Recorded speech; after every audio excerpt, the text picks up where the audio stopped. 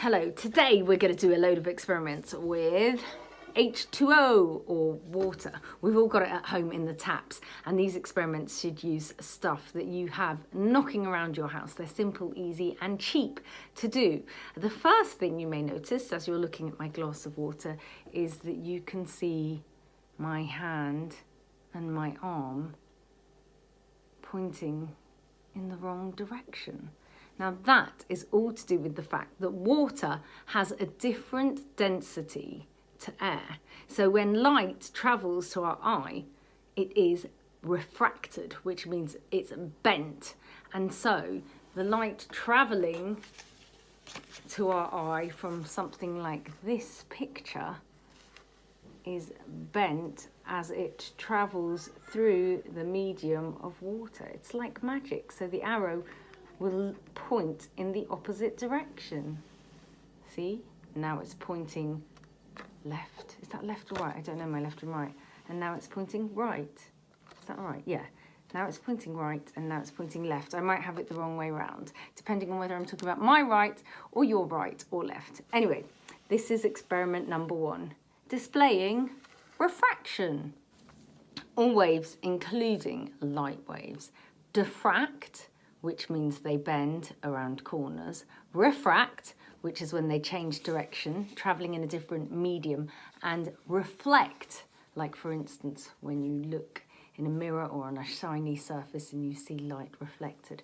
So you can play around, and if you notice, we can even see another cookie up there. And with different shapes of glasses and different movement of images through water, you can have a good look at how the movement of light changes. Ooh, ooh, it's a bit like a hall of mirrors. This way.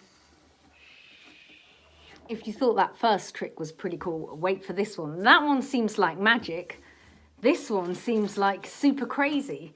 What you need to do is get a bag. Oh no, has mine got a leak? I hope not. And fill it with water. There's no goldfish in there, but just pure water. And I'm glad there isn't a goldfish in there because I am going to stick a skewer through this bag of water. Now I'm a bit worried that it might make a mess. So I advise at home you do this over a sink. I'm going to do it over a bowl, just in case. And I'm going to stick the skewer through the bag. Wow! Do you see that? No water is spilling out. No drips in my bowl. So now I'm getting a bit confident with this.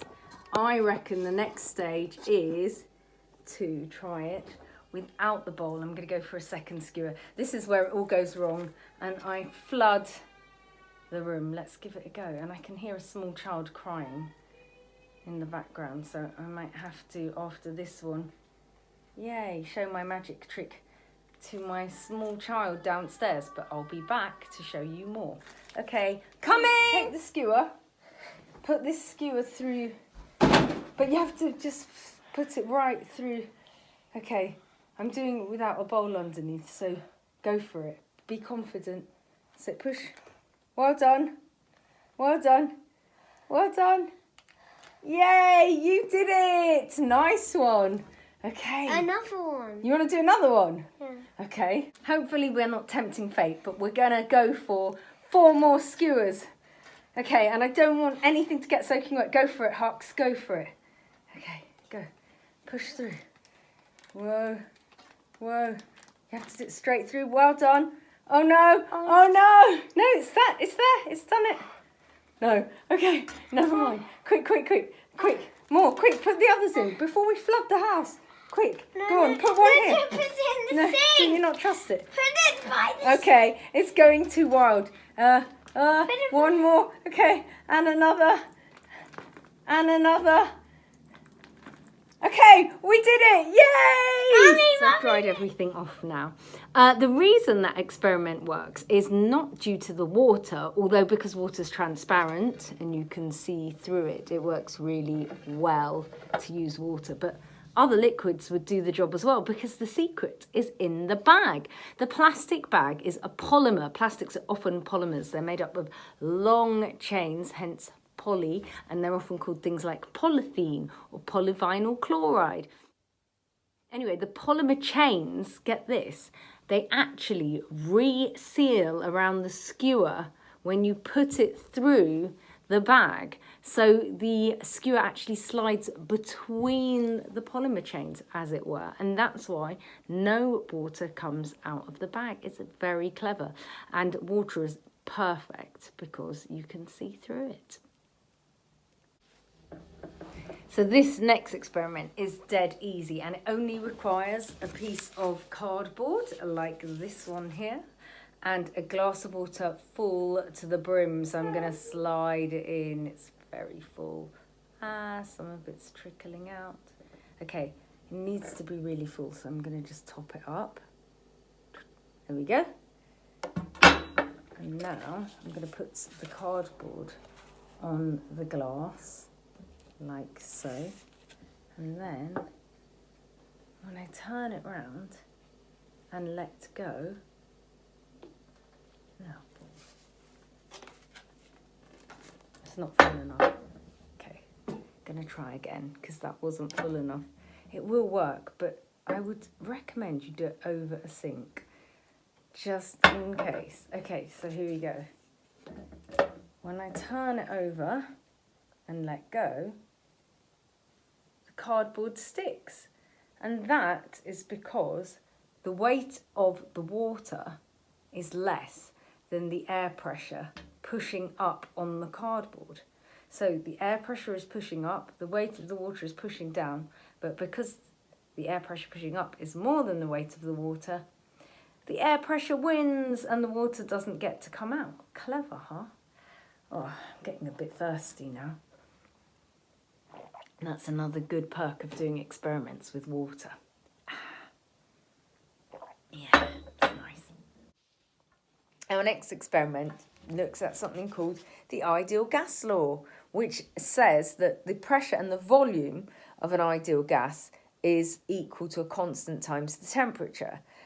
Gases have lots of particles inside, and they all are sort of moving around haphazardly. If you increase the volume, the particles are further apart. If you decrease the volume, they're closer together, which means they're exerting more pressure and the temperature goes up. So the volume and the pressure and the temperature all adjust accordingly, so that this is always a constant for every ideal gas.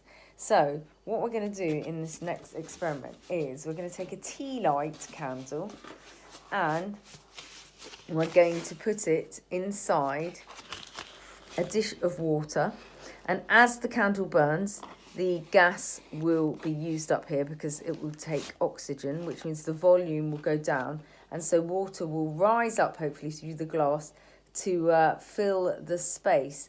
So let's see what happens. Hopefully I can find something to colour the water with, because I tried this before and with just normal water I couldn't find any ink, so fingers crossed, because if it's with coloured water it shows up a lot better.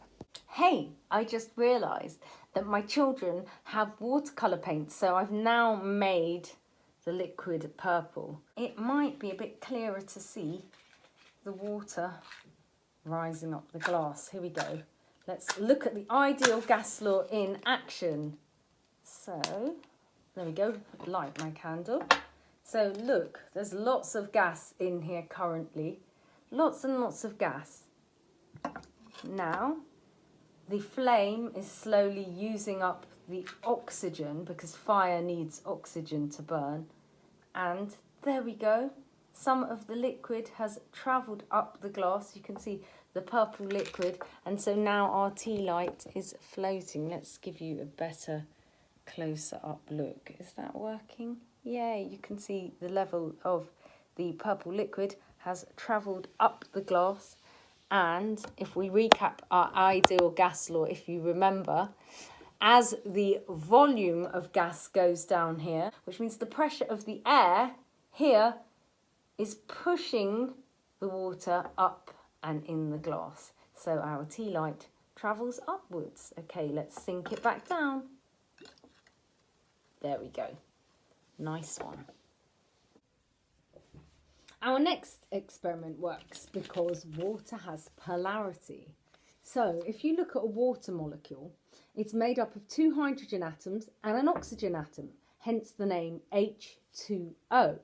Now, it's called a polar substance because there's ever so slight positive charge to these hydrogens because they lend their electrons to the oxygen to form a bond, and they make the H2O molecule. So when water is mixed with other polar substances, the hydrogens turn into hydrogen ions in solution, which means that they're sort of H pluses because they've lost an electron, essentially. They're ions, they have a positive charge. And basically, if you mix water with substances that don't have polarity, water is immiscible, which means it won't mix properly. And we can see that when we mix water with oil. So for our next experiment, you need to get a bottle, like I've got here, and then we're going to pour some water into it. Okay, I should have just pre-put the water in so that I don't make too much mess.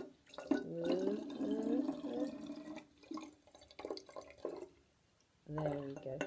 It might be nice to add a bit of colour to it. I'm going to see if I can get the old poster paints out again. Not poster paints, these are watercolour paints. And I'm going to add a bit of purple in. Come on, purple, out you come. Ew. Let's put it in there. And then make that a bit purple. Okay, I'm just mixing up a bit of purple water in here, so that I can make my water purple, because this will work better if you can actually see that the oil isn't mixing with the water. So I'm going to just pour that in now. Okay, that's kind of slightly purpley. Is that slightly purpley? Kind of slightly purpley. Let's pour a bit out and put some more of the purple concentrate in. Here we go. I'm just doing this all on the fly. There we are. Now, to show that water is immiscible with oil, I'm now going to pour some bright yellow oil, my purple. Here we go. And you'll see that it doesn't mix in, does it? It should just rest on the top without mixing. And if I give it a shake, instead of mixing together, it will be in little droplet bubbles all the way through. There we go. If you look closely, you can see that that is not all mixing into one.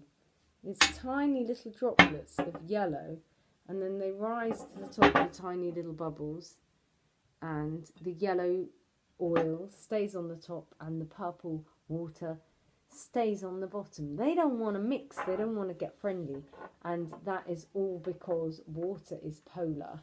Try it and you'll see for yourself. It looks much better up close and personal. So remember those hydrogen bonds I was telling you about?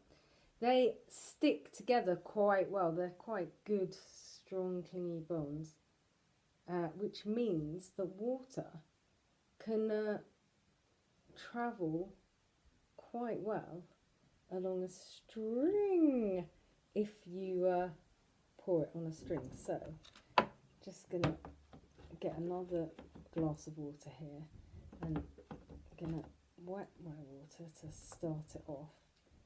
Then I'm going to put my string in here, and we're going to see if I can get this water to travel along the string into my glass. Here we go, good luck. Yay!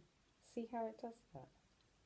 So my empty glass is now filling up with water, and that is because of cohesion and adhesion.